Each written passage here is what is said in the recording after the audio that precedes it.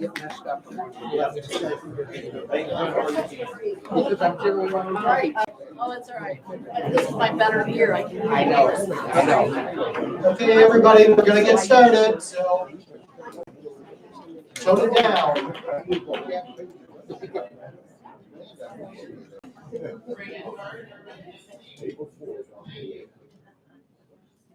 Okay.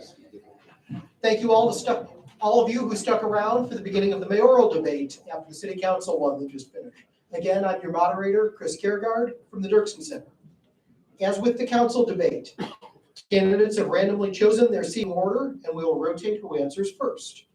The candidate receiving the question will have 90 seconds to respond, and those responding to them will each have 60 seconds. Remember, we want you all to give specifics and detail in your answers. They're all subjects that you're familiar with, all of which you'll have to deal with starting on day one if you're elected and inaugurated mayor. So how precisely will you deal with each of these? Convince us your ideas are the best by offering us clear details. As before, if you mention another candidate in your answer, I may give them 30 seconds to respond. If I believe our discussion is valuable, I may ask a follow-up question to keep that going on that question. And if you're not directly answering, I may interrupt you to clarify the question. If time permits, we've also prepared a question specific to each candidate, which only that candidate will answer during a 2-minute period. Now, let's get rolling.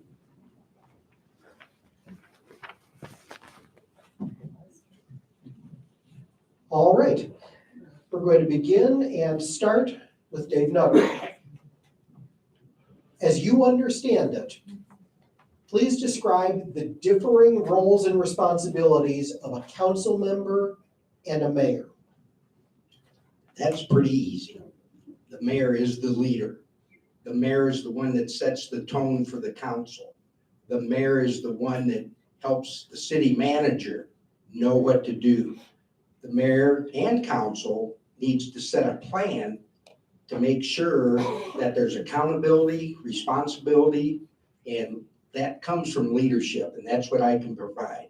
I've been there, I've done that, I know what it takes to develop a team, and that's what it's about. Okay, Mary Burress.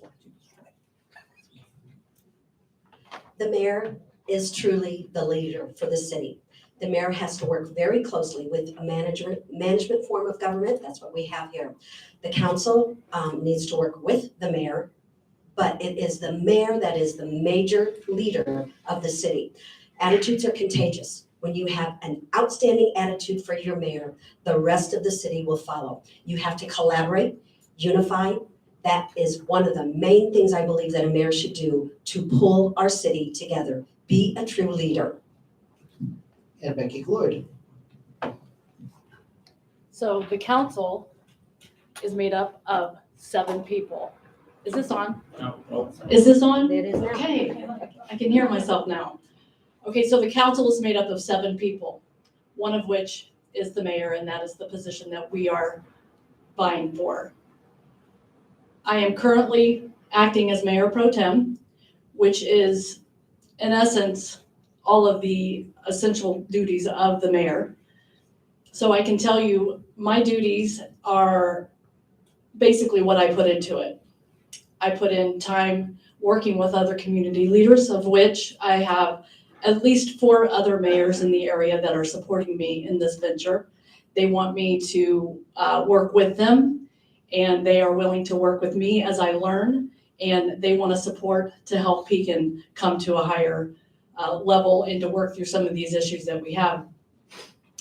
As a council member, we are to work together. It's very difficult sometimes in this position to not bring our own personal feelings into the council room, because it is very hard sometimes. And is that a hard stop? If you need to finish the sentence, go ahead. Yeah. Okay, it is hard sometimes, period. Okay, I want I'm to. glad she stood up. And if you like, you certainly can stand. I want to plumb down onto this a little bit because one of the commonly understood unofficial duties of the mayor is to provide some equilibrium, to bring the council together, especially when there is significant disagreement. And that column has been something of a challenge in recent years. So my question to each of you, and since we're continuing this, start with Dave and move forward, and give each of you 30 or 45 seconds on it. Elaborate on what you will do as mayor to ensure that calm, even in the face of what could be differing philosophies and challenging personalities. I still go first. Thanks, wasn't sure what the order is going to be. That's a great question. And again, it comes back to leadership, how to develop a team, how to coach, how to educate. My philosophy is when I'm elected mayor, there's going to be a meeting between all the department heads, maybe separately, maybe individually. The new council, we need to sit together. We need to sit down and air the differences for those that have been there and for those that have heard all the major, I will say, challenges or opportunities. You got to know what to do in the heat of battle. That's where it comes from. That's where you stand out. That's where you're a leader. That's what it takes. And yes, we've had trouble. It's been tough. Okay, Mary Burress. Well, for the last 12 years, I have been in executive leadership for Tazewell County. And to do that, that isn't just working in the treasurer's office, managing every dollar that the county has. It is managing and helping and leading and pulling together all departments with all different personalities. Like I said, I used to say from A to Z, animal control to zoning, but zoning has now changed to community development. But it is working with all types of personalities, all types of levels of intelligence, and it is pulling people together, uniting, making sure that you might be able to talk to one person one way, but you've got to understand that you have to maybe change your attitude just a touch to talk to someone else. That's true leadership. Okay, Becky Cloyd. How long do I have? Yeah, we'll give you about 45 seconds. Okay.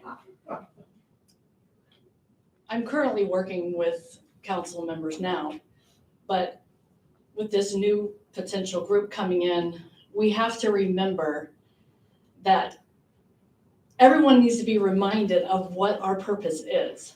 It's not, oh, let's find a common denominator, because the common denominator is we're working for the people, right? We're working for the people. That should be the common denominator. And if anything comes into that scenario that's personal, then it's wrong. You have to check that at the door. It's the same thing when you go into the gym. You have to check your ego at the door. If you can't lift something, you can't do something, you have to know you're going there for a purpose. I do have a question for Mary, though. What is executive leadership in her opinion? Because executive leadership does not, that implies part of the executive branch. Okay, Adam, since you were asked, you get 30 seconds to respond to that. Well, thank you for that question. I do appreciate it. I know it's been out on Facebook and people have asked me that. To be part of an executive leadership team, you are the top of the top. You are the top of the heap. You know how to pull people together. You have a strategy plan. You have a goal in mind. It is leading forward. It is pulling people together. You are the executive leader. That is what true executive leadership is uniting people. I see you're shaking your head, but it is. It is uniting people. It is collaboration, pulling a team together. Okay, and Mary, you can stay standing because we're going on to the second question, which starts with you. Okay. You all felt strongly at the last forum that infrastructure is one of the biggest concerns facing the city, repairing our roads in particular. Just to resurface one lane of existing street can cost hundreds of thousands of dollars.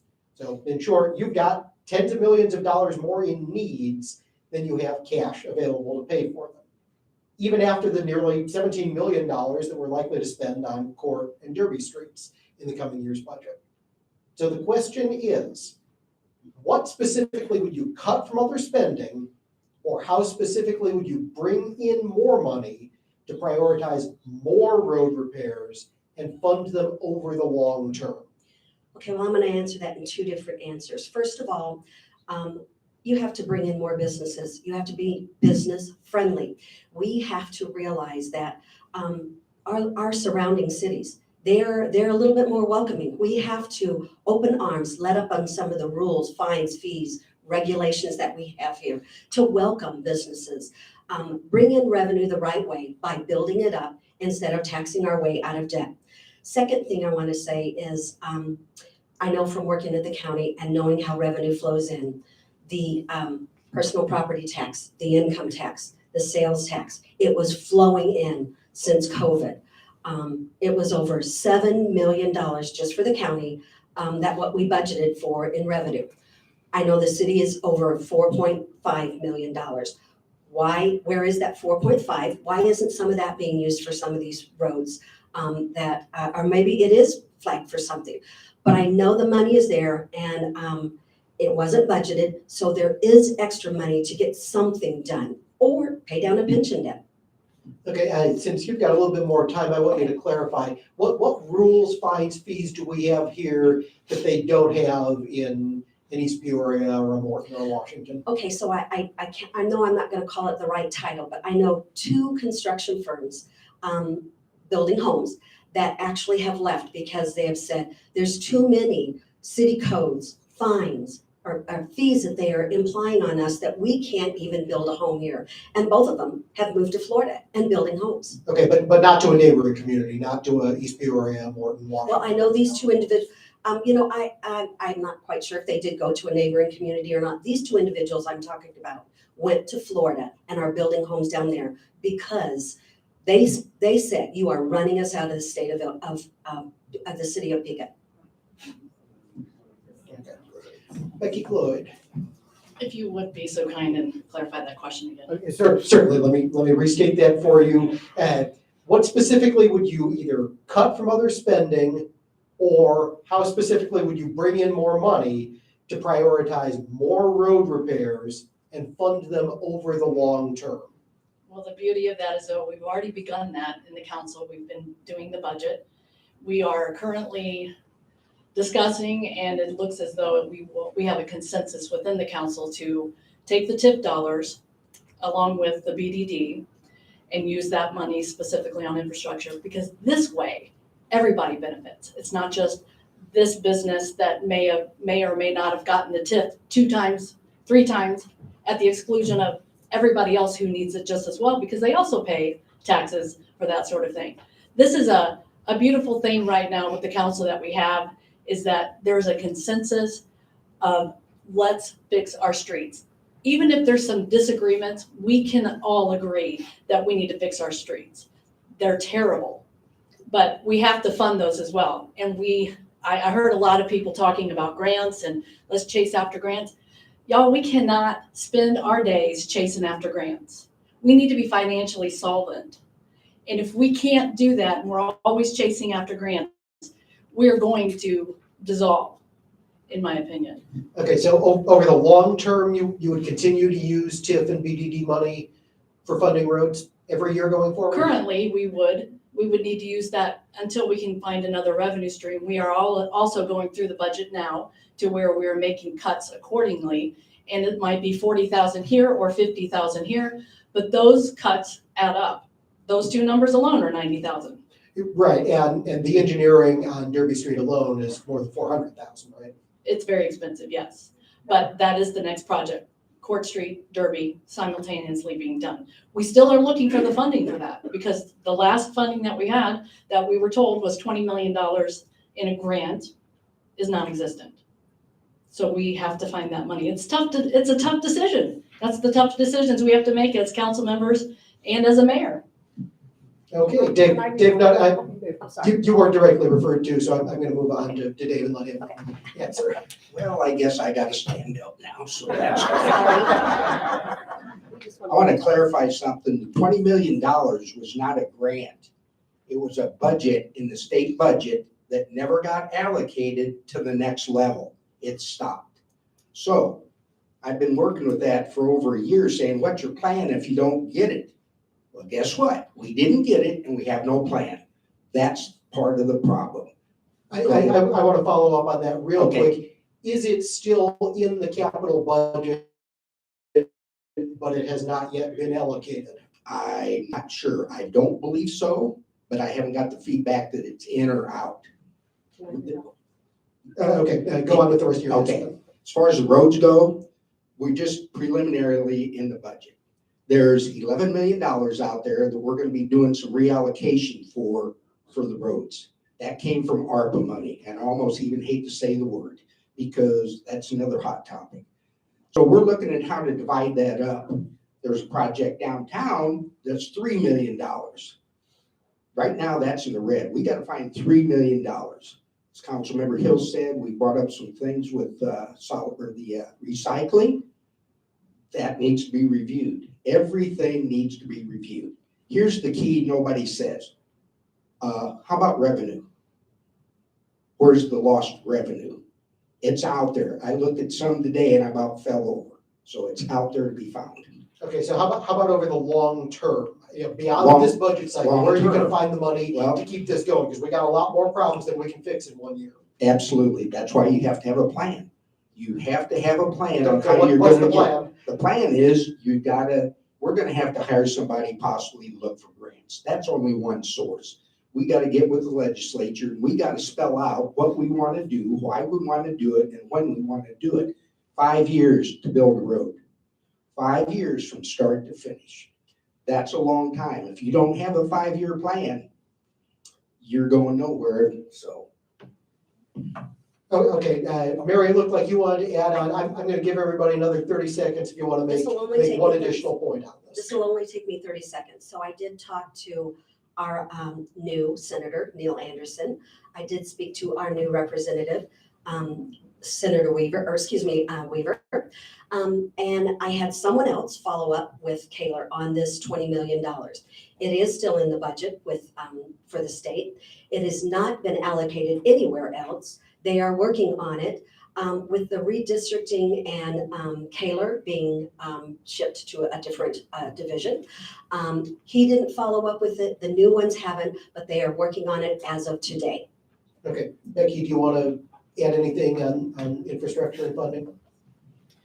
Yeah, I still just go back to, we need to stop spending. And it's going to take a while to fix our infrastructure. We are going to have to realize that it is a project that may take more than 50 years. Likely more than 50 years, I would say even in excess of 75 or 100. We need to realize that there is no plan for that. And we must come up with a plan, because we will plan to fail. And that's why we are continually having the problems with the streets not being repaired, because we've never had any of our residential streets repaired, especially in certain areas of town. Didn't we used to have a 5 or 7 year maintenance cycle on the residential I'm not streets? sure, but I had heard that may have been something that had happened. I'm not sure, but that is something that I will see through to get implemented, because we need to have that. Beyond me, I'm not gonna live that long. And if I do, then it'd be a miracle. Okay, Dave, if you want an additional 30 seconds on anything. Sure, thank you. Yes, we did have a plan. Did it all get implemented? No, it didn't. We had carryover. That's why I keep preaching. We gotta have at least a 1, 3, or 5 year plan. I don't care if it's roads, it's infrastructure, it's economic development. How do we get more revenue? Without a plan, we're right there. We're gonna fail. No plan is a failure. So that comes with leadership, that comes with guidance, that comes with the whole package. And to clarify, you've been pushing for that plan even during the time you've been sitting on the Oh, council. yes, sir. A lot of things. Manhole covers. We got a perfect solution to fix the manholes that create a lot of problems, which create chipping in the streets. That project works. Okay, we're gonna move on from infrastructure, although we may circle back to it at the end because it's something people care about. Okay, third question, we're gonna start with you, Becky. At the forum here 2 weeks ago, you were asked about keeping the city manager form of government or making a change. None of you robustly argued for the council manager form of government. So the questions are, how do you intend to find a qualified, capable manager who will stay over an extended period if at best you're all lukewarm to the idea of the position? And how will you retain qualified staff under those same circumstances? In the last meeting, when that question was asked, my answer to that was, we never have seen it in good action. Although some council members believe that to be true, in fact, it really wasn't. It wasn't true because that city manager that we had was exclusive with the mayor at the exclusion of all the other council members. I did make a video. If you want to check it out, there's a video that I put on last night. To clarify, you're talking about the most recent city manager who was let go. That's correct. So my knowledge of city manager form of government, I am lukewarm to that simply because of that. I'm not lukewarm to the idea. Currently, we have a consensus with at least 4. I would like to see all of the council members be in agreement, but you can only offer an olive branch so many times, meaning peace. Have a conversation, come to a common denominator. The problem is that no one is asking, why did we get rid of the city manager? That is a problem that has baffled me, that no one is asking why. They're just making an assumption, well, this is what you did. And I am here to tell you, and I am open to any conversations, you can ask me why we got rid of the city manager.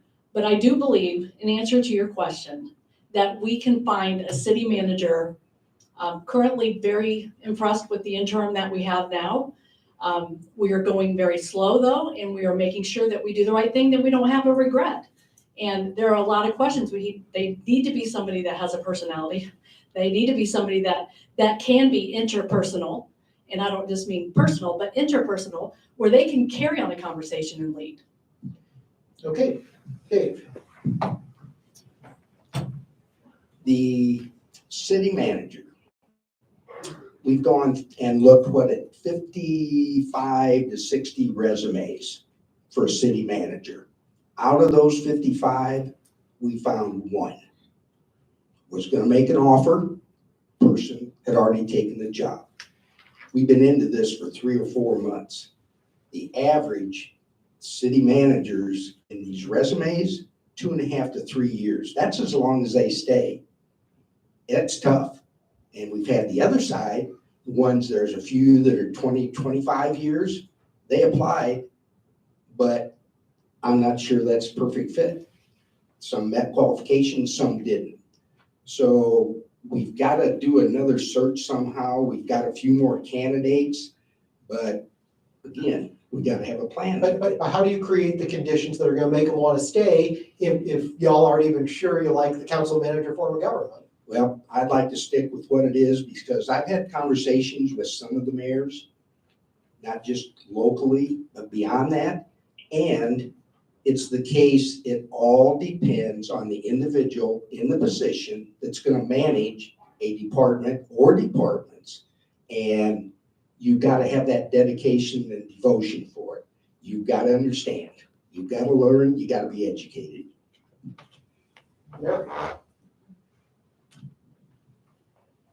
Just like I said, starts from the top. When you have a great attitude and you are trying to pull people together, you get good qualified people that want to come work for you. I have heard that people don't want to come to Pekin. The morale is horrible. We have got to build up the morale. That will make people want to come when they see how friendly we are, how open we are. We build a team, we work together. They will want to come work for us.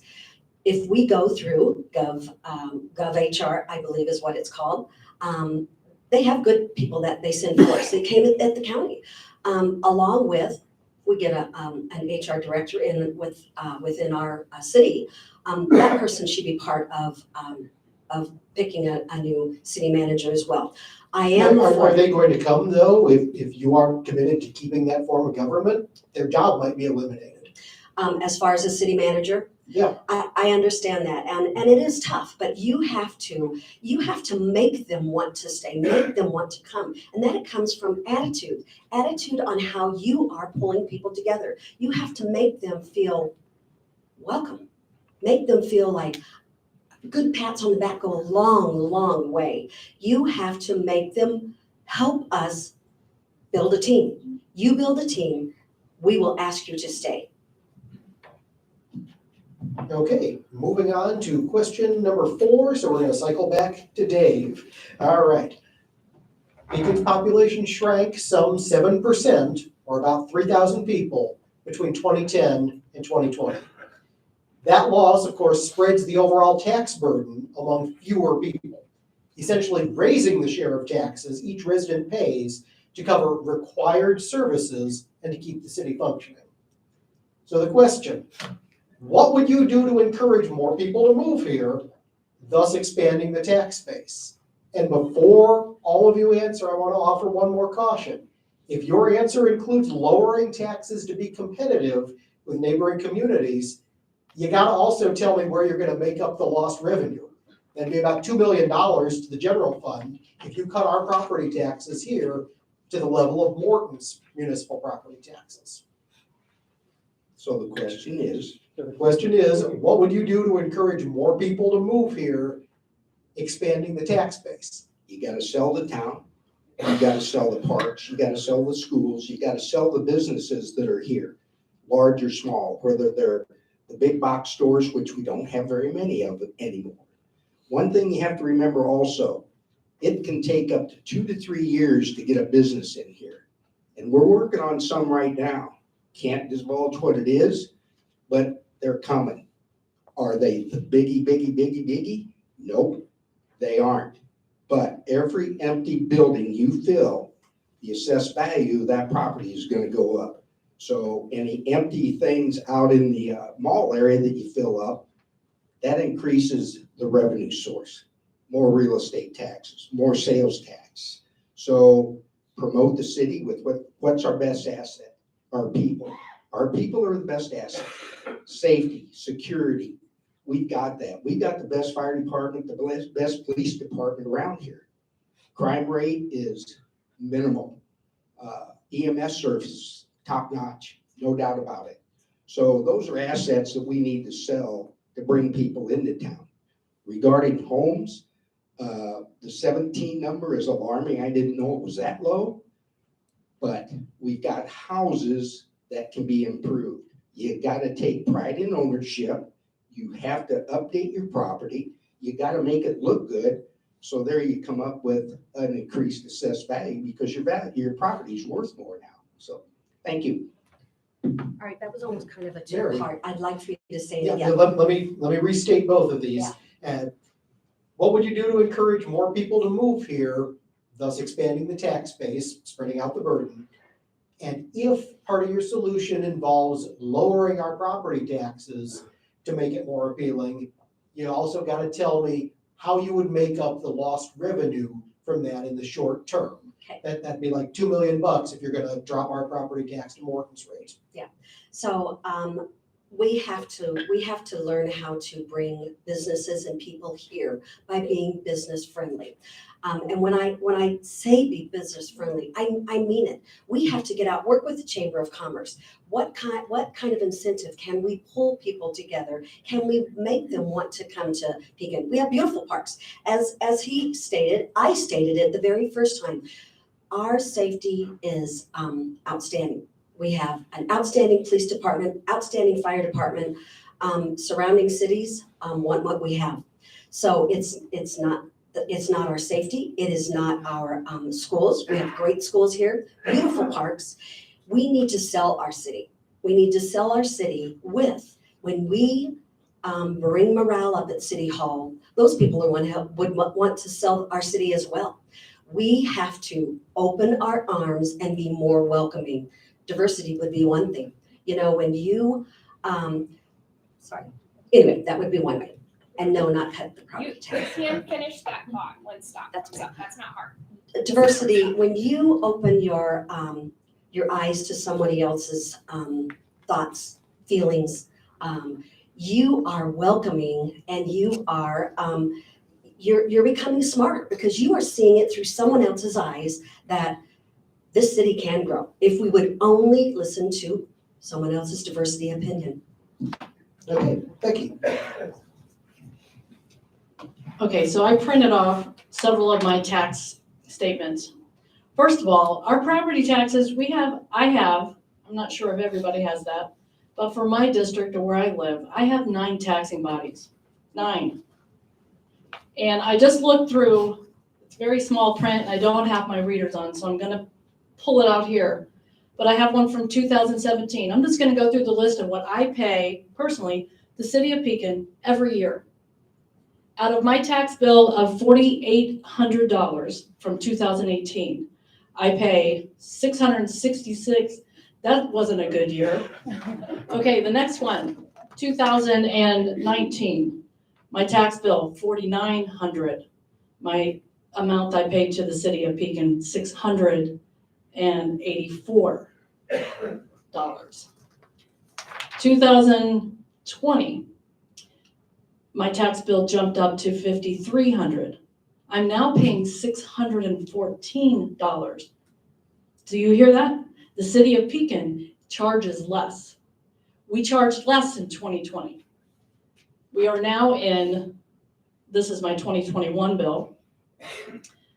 I paid $623. It's less than what I was in 2018. I challenge you to look at your tax bill. I want you to know what your taxes, what you're paying.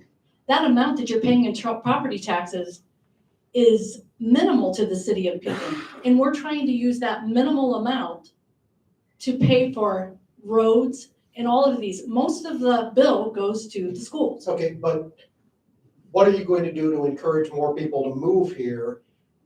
And increase the tax Increase the tax base, particularly given that, and your point on there is valid, but you still have a lower property tax burden in some of those other cities.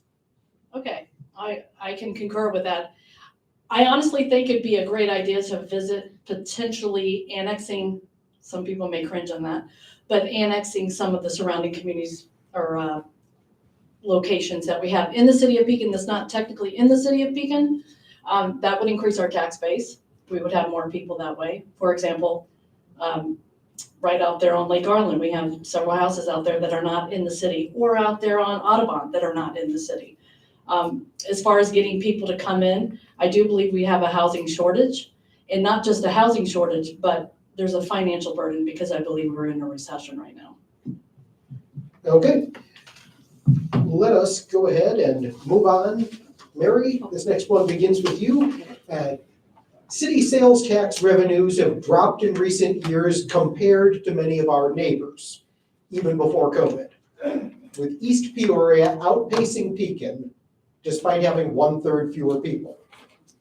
Their base sales tax rate is comparable to ours, just like our business development district rate here is comparable to what they charge in the levy district in the area around Bass Pro. So the question is, what would you do to bring more shoppers and thus more sales tax revenue to Beacon? I seem to be repeating myself, but it is make Pekin a more business friendly. We have to work with the Chamber of Commerce to bring in more businesses for them to shop. You know, we have one BDD. The city of East Peoria has 3. When we go down, and I'm guilty, probably everyone in this room is guilty to go shopping down in East Peoria, the new levy. They have 3 BDDs. They have the Costco, they have Target, and they have I think it's called Farm Creek Yeah. BDD. All right. Bass Pro. Pardon me? Bass Pro. Bass Pro, excuse me. All right. So we are helping build their communities. We have to figure out what incentive can we do to make Pekin more business friendly, bring on those businesses so we can shop our own community. So what incentives do you think, you want to be mayor, what incentives do you think we should be offering that we aren't? Well, you know, that's going to take more than just the mayor's ideas. It's getting a room together on what kind of incentive can we do. I will give you a perfect example. I'm a director for the IPPFA. That is for police and fire pensions. With the state taking over the police and fire pensions, it was an investment company that now is housed in Peoria, a $9 billion investment. I tried very hard working with some legislators to get it right here in Pekin. They were first wanted it to go to Chicago. We said, no, it's downstate money from police and fire. It needs to be downstate. They wanted it in Bloomington, Pekin, or Peoria. We tried very hard to get it here. Peoria offered them such a great incentive in the Twin Towers for no rent for a year. We've got to come up with something better than our neighboring communities on what can we welcome businesses. Becky, same question to you. What would you do to bring more shoppers and because of that, more sales tax revenue, people out of town even, to Beacon? Of course, fixing our streets is a gateway to our city. That's definitely a plus. I do have a question that I'm going to ask specifically Mary on the issue of, I'll ask it in a moment. First, I think that there's a lot of misunderstanding when a business comes into a community. They don't understand what's happening.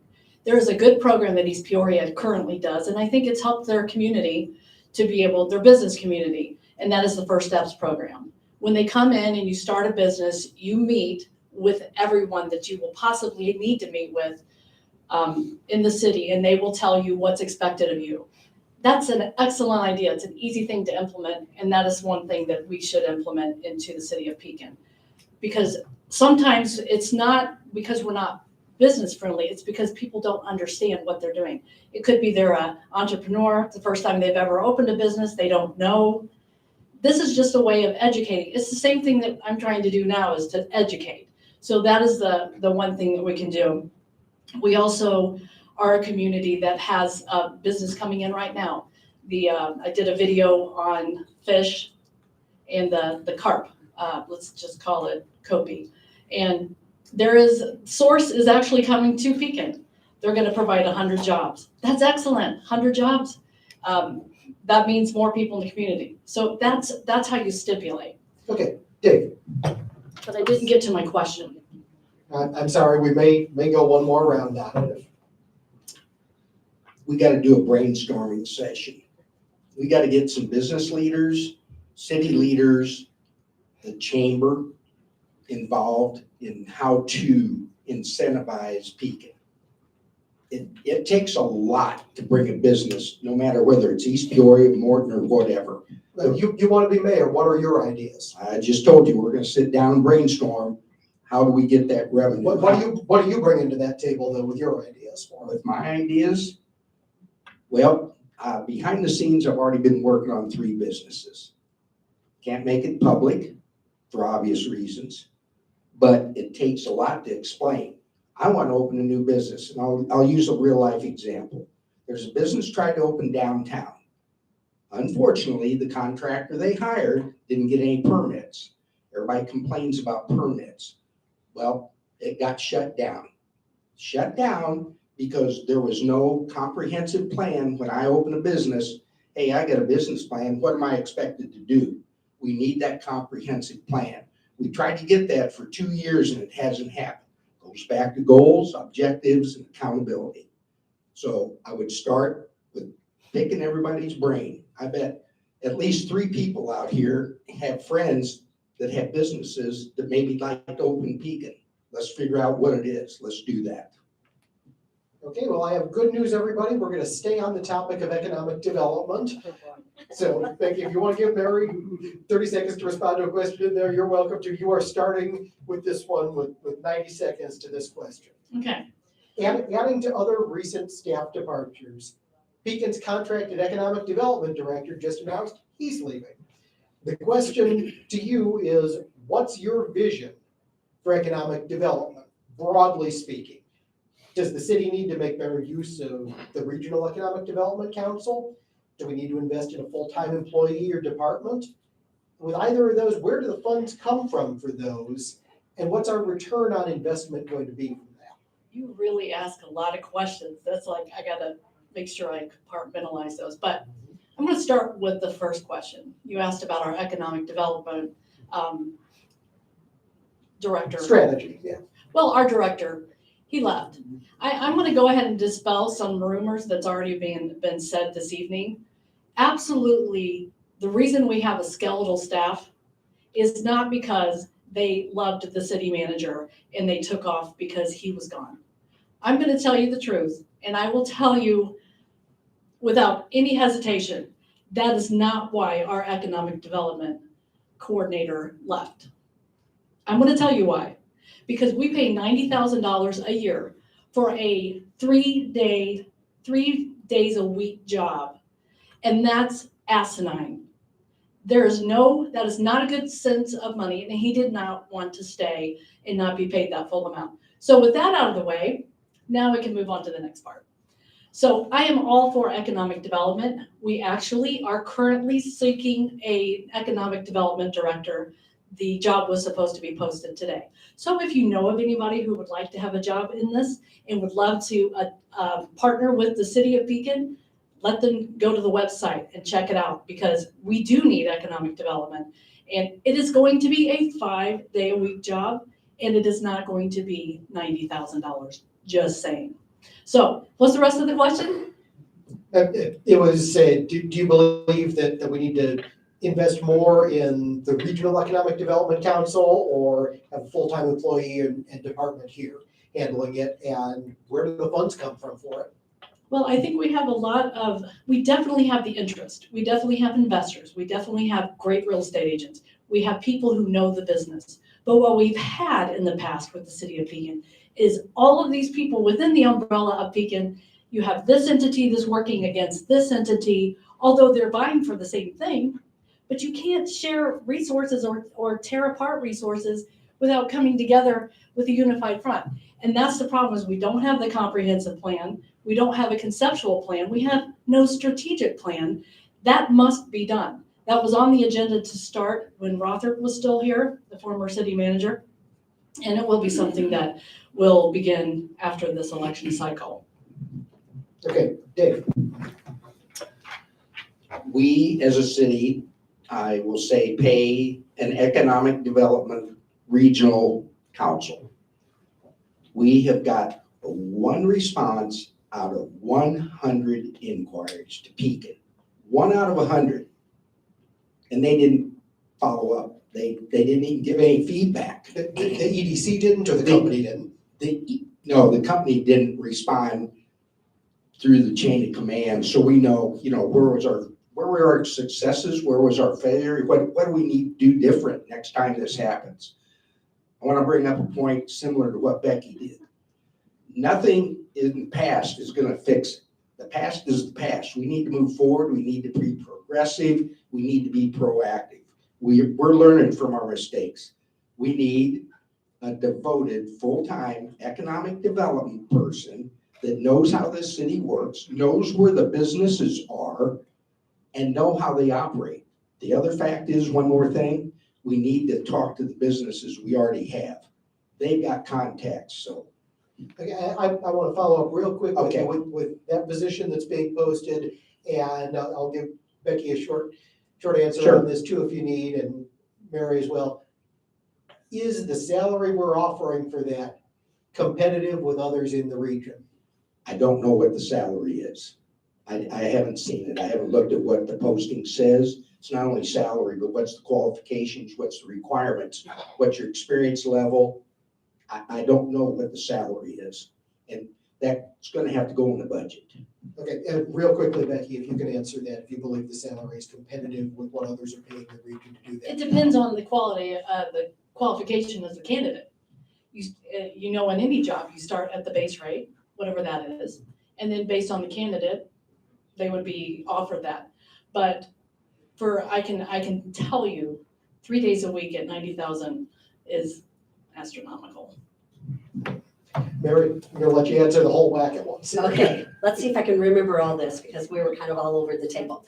Okay, I truly think that we need a city manager first. We need to get that position filled.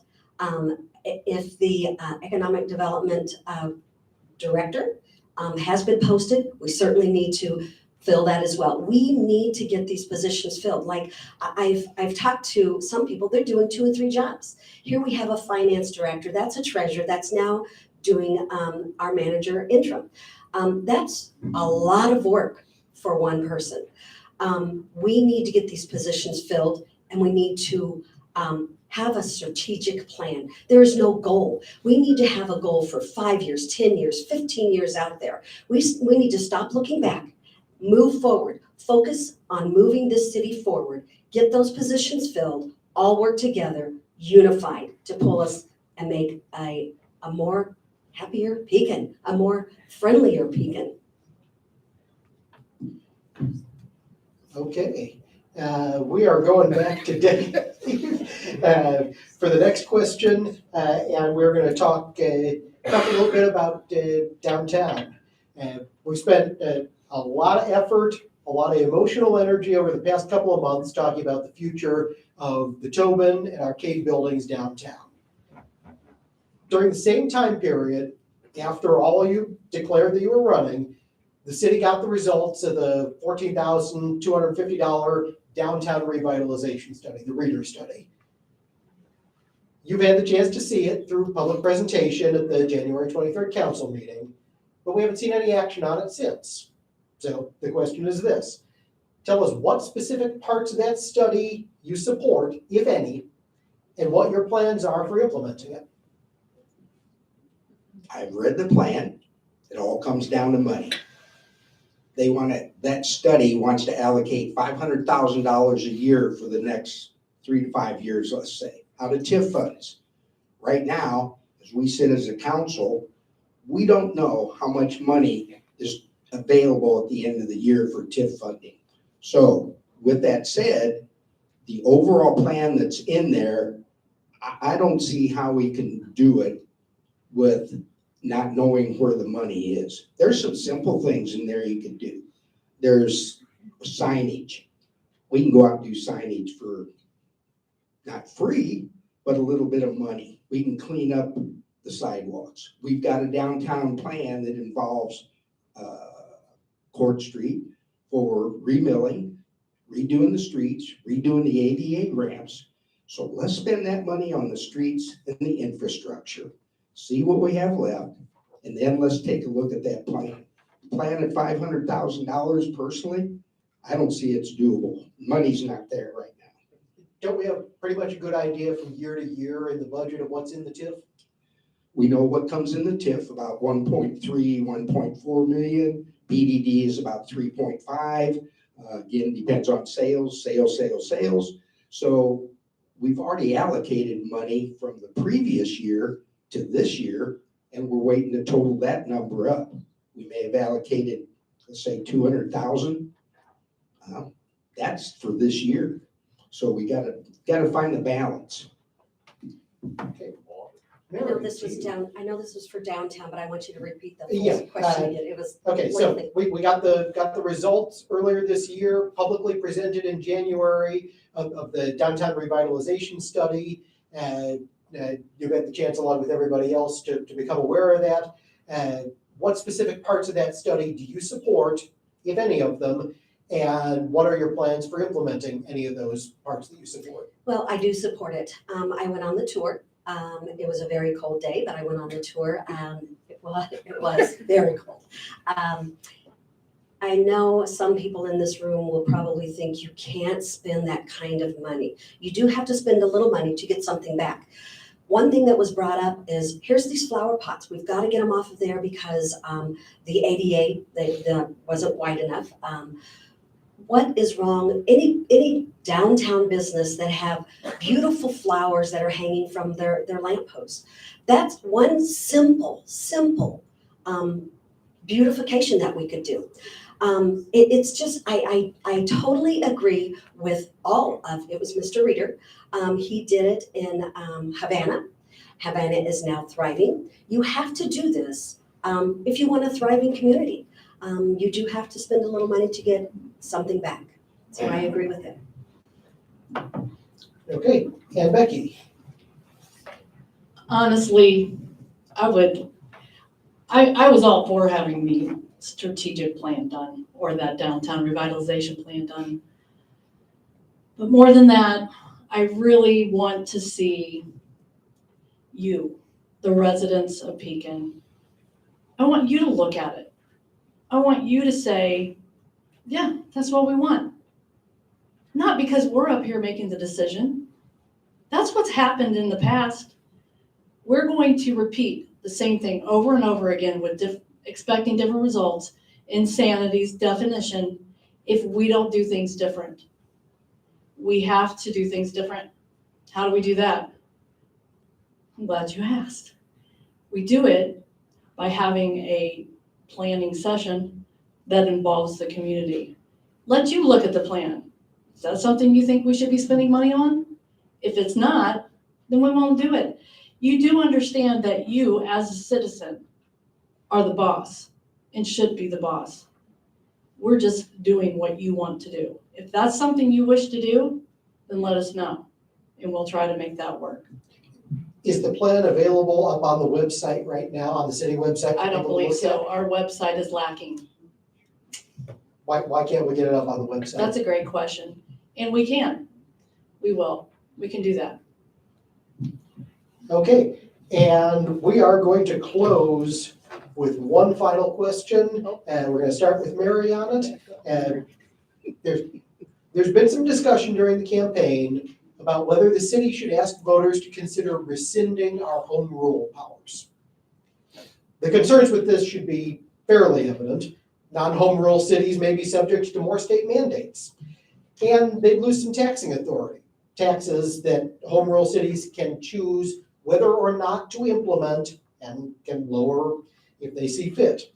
So my question is, what positives, if any, out there do you see in potentially eliminating home rule?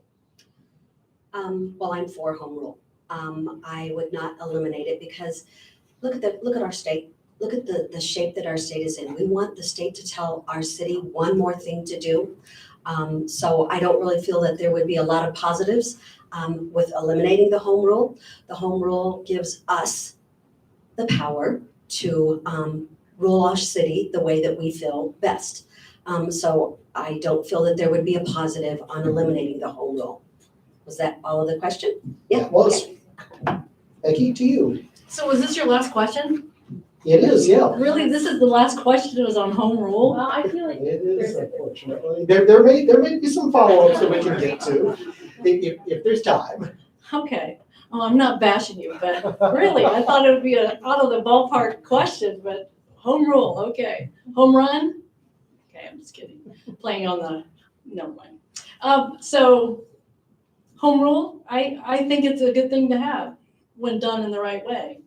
You have more abilities to make changes to state statutes. You're able to navigate and make your own decisions for your community. And again, that ties into the let's make a plan that involves the community, that it's not just 7 council members making the decision for 32,000, or as some would say 30,000 people. You truly do have a voice. You truly do have something to say. And it's been stifled in this community for far too long. Do you agree? I agree. I believe it has been. This is an opportunity for your voice to be heard. Not everybody may be listening, but I am. I'm listening, and I want to hear you. And now I'm going to stop. All right, Dave. Let's break down home rule. Home means us, all of us. Rule means we get to make the rules, not the state dictating it, not the federal government to a certain extent dictating it. We get to make the rules. And if we do those rules within reason, not some astronomical thing that we take a beating on, but we have a chance to make those rules. And we got to make smart decisions to do that. And that has to come from the top down. The leadership has got to be responsible for doing it. And if we've got home rule out there right now that the rules aren't right, and we know we have some, we need to correct it, we need to update it, need to eliminate it or add to it. So home rule, it's like playing sandlot baseball. It's my lot, I'm making the rules, nobody else, so. Okay, well, the good news is you were all brief enough on that one that that we can't ask one quick one and then we're gonna have to skedaddle, let the library close up the place. I do want to ask you, since we had the council members close out, talking about what they think about the renewal of the Chamber of Commerce contract for the coming 4 years, and whether or not you think what they are doing is sufficient, whether there are things you would remove or try to work with them on adding into that contract going forward. Becky, we're gonna start with you. Please try to all keep yourselves to your times on this one. A minute. Minute. So the chamber does have its purpose and has its role in the city. And I'm all for having communications with the chamber and to discuss some of the things. There are many things that have happened in the chamber where there's been a disconnect, and I think that we can resolve that through conversation. We need to have a clear plan of what is expected from the chamber to us, because currently we're not really sure, and I will say the majority of the council members are not sure of exactly what those roles are. But that can be remediated through simple communication. And I'd like to see that happen. Believe that the majority of the council also feels the same way. I've always had good relationships with the chamber. As a business owner, I've always been involved in the chamber. And I saw that it helped my business. So it is a good place to network and to connect. So I would like to see us be able to do that. Okay, Dave. We got a contract with the chamber. That contract is up. And there are some very positive things out of that contract that we need to expand on. There are some good positive activities. There's some other ones that are weak. There's some other ones that just need to go by the wayside. Comes into accountability again. And I know that accountability got stopped. I just recently found out reports were sent to the city manager, and that city manager didn't forward anything to us, so we didn't know what was going on. That can't happen. That's not 360 communication. Support the chamber. We need to be smart in what we're doing with it. The accountability for the funding. We have to see, I haven't seen the new contract, so I don't know what's in there, but totally support the chamber. Mary Burress, last word. Well, I haven't been in contact with the chamber, and why would we even think about cutting off another lifeline that the city has with communication and business building? So I totally support the chamber. I believe it is the mayor's role to contact with the chambers in other cities. They do that as well. The city and the chamber should work together as one to communicate. What can they do for us? What can we do for you? We're another business in town. We can't run them out of town. So we need a strong chamber of commerce to help the city grow. All right, now the candidates have all spoken over the course of 4.5 hours through these forums. We hope you all have a better idea of who you will vote for. We ask that you please make sure that you do vote either through early voting or on election day, April 4. Make sure you cast your vote and exercise your franchise for the future of the city. Thank you all. Let's give the candidates a round of applause.